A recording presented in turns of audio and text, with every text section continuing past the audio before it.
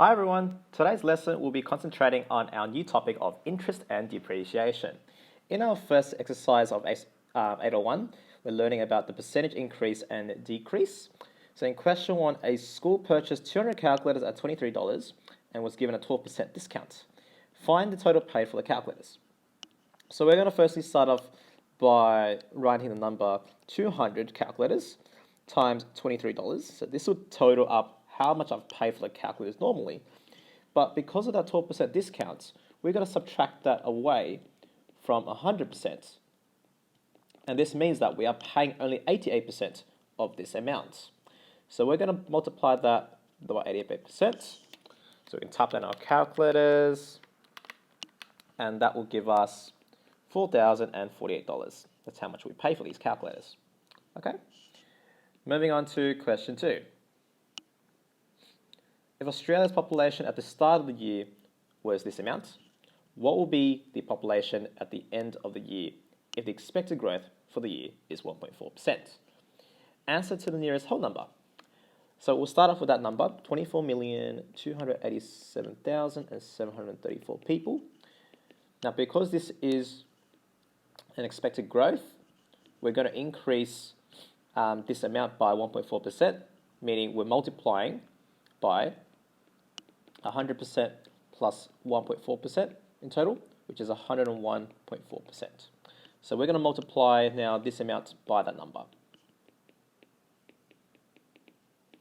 Right, so by doing that on my calculator,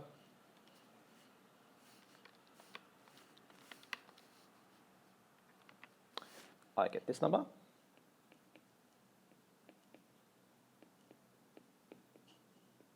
Okay, now to round to the nearest whole number, that will give us 24,627,762 people. Let's move on to question 8. Home goods discounts are offering a 15% discount on all items in the store, and if payment is by cash, a further discount of 10% will be given.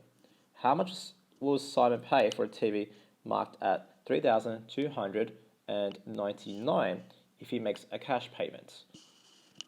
Okay, so that means that 2 discounts are given. 150% discount on all the items, and then 10% discount because he's paying cash. All right, so let's get that $3,299 TV. Now we're going to multiply it by 85% first, because we know that 100% minus 50% is that percentage value that I've said. Okay, so we're paying only 85% of this left, and that will give you some particular amount, whatever that is. And it says here a further discount of 10% will be given. So if it's a further 10%, that means that you're only paying 90% of this value.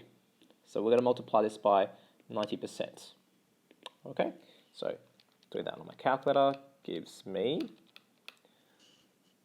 2,523.735.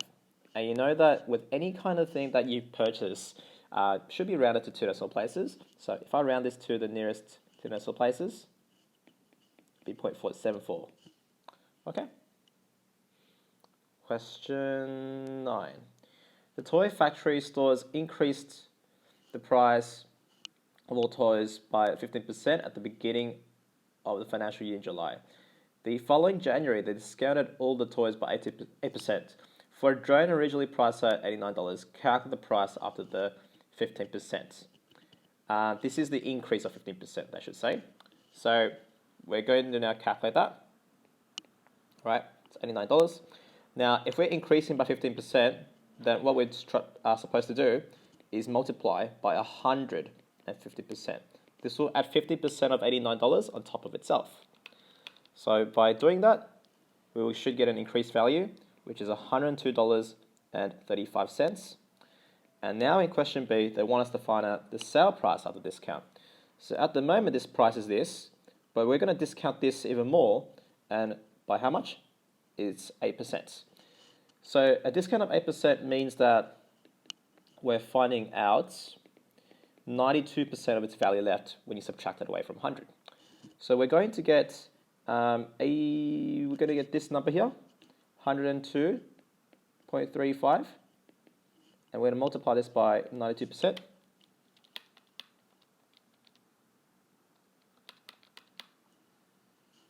And that will give us 94.162, okay, which is approximately 94.16, right? Okay, let's go into question C. The overall change in price and the percentage change on the original price. So if we're looking at the overall change in price, we're looking at how much did it change from here, from this price. So we're going to subtract it first. So $94.16 minus $89 should be $5.16. Now, because we're trying to find out the percentage change on the original price, we get this difference in value. We divide it by the original price, which is the 89. Okay? And this is what we call the percentage increase in value. All right?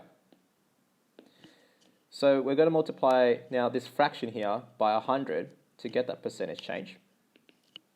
So 5.16 divided by 89 times 100 gives me 5.797 to the dot.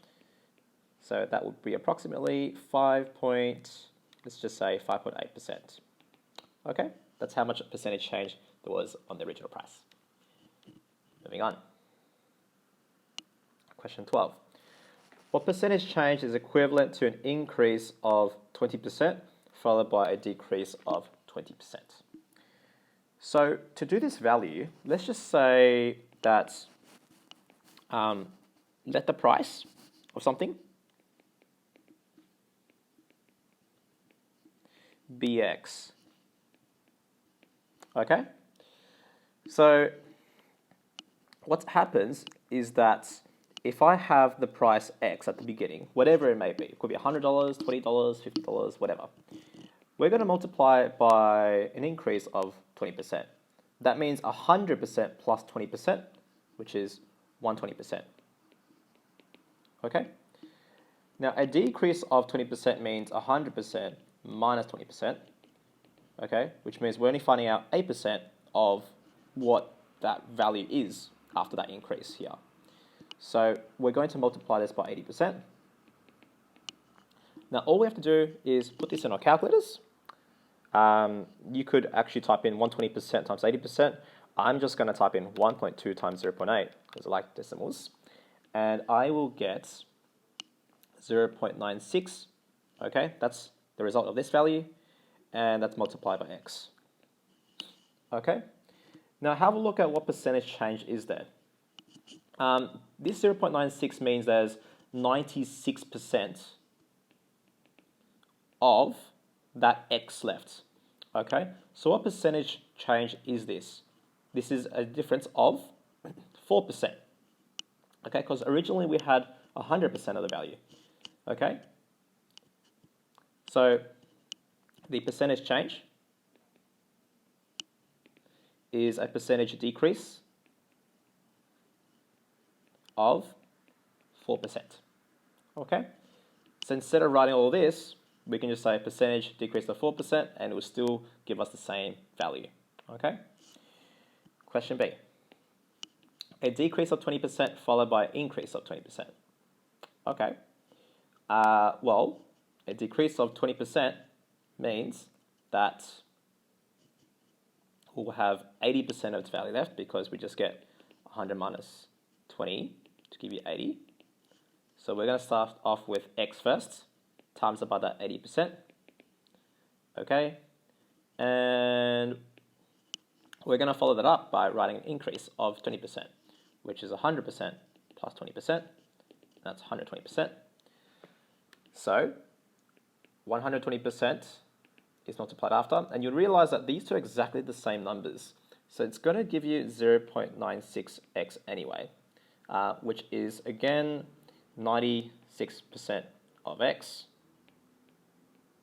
right? And so the percentage change equals to percentage decrease of 4%. Okay? Now, I could give you several more examples where this number here, okay, could end up being, let's say, for example, let's say 1.15x. Okay, what does that actually mean then? That means a percentage increase of this much percent. Okay, because this actually means 115% of x. So we've actually gathered an extra 15%.